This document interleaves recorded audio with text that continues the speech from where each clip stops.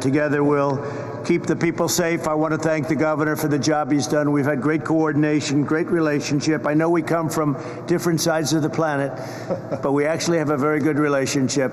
Good man. And Governor, would you like to say something, please? Well, it's great to have you back here in the state, Mr. President. Thank you for being here in particular with two of the Coast Guard aircrafts that we're now bringing into the California family that are being retrofitted, these C-130s. Just an example, another example of the partnership between the federal government and the state of California. That partnership, of course, extended with the incredible collaborative spirit of FEMA. Pete has done an amazing job. He's known by first name as Pete out here in the state of California. Bob Fenton, his regional director. We're joined by Tom Porter, the chief of CAL FIRE, head of natural resources, Wade Crowfoot.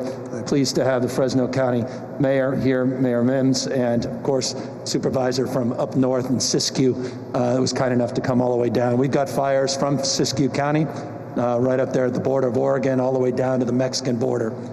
About a month ago, literally to the day, we began to have a series of 14,000 lightning strikes over a 3-day period. 1,100 fires have sparked in the last month. 2.8 million acres just in the last 30 days have burned. Unprecedented in California history. 3.2 million over the course of this calendar year. There's over 16,500 firefighters currently out in the lines.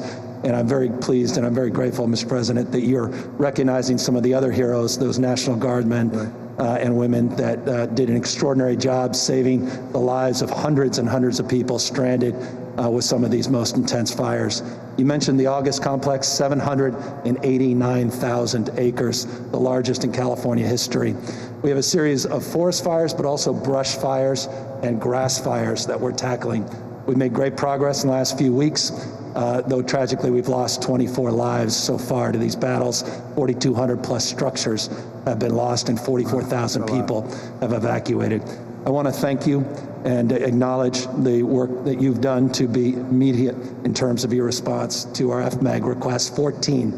We were just talking, Mark Ghilarducci, the head of the Office of Emergency Service, this may be a record that the state's received in the FMAG support, as well as the major disaster declaration, which you referenced on August 22nd, which was profoundly significant, not only to help us support our mutual aid system, but also individuals that are in desperate need of support.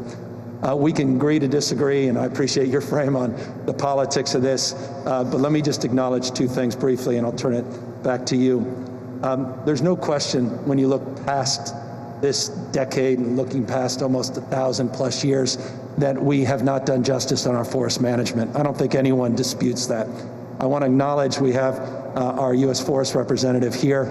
The state of California, your administration just entered into a first of its type commitment over the next 20 years to double our vegetation management and forest management.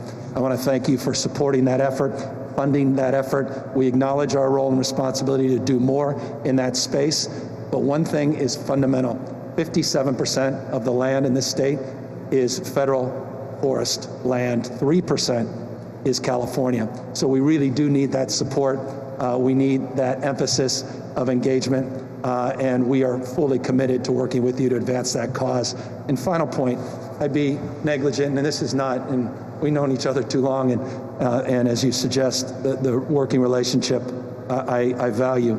We obviously feel very strongly that the hots are getting hotter, the dries are getting drier. When we're having heat domes, the likes of which we've never seen in our history, the hottest August ever in the history of the state, the ferocity of these fires, the drought, 5+ years, losing 163 million trees to that drought, something's happened to the plumbing of the world.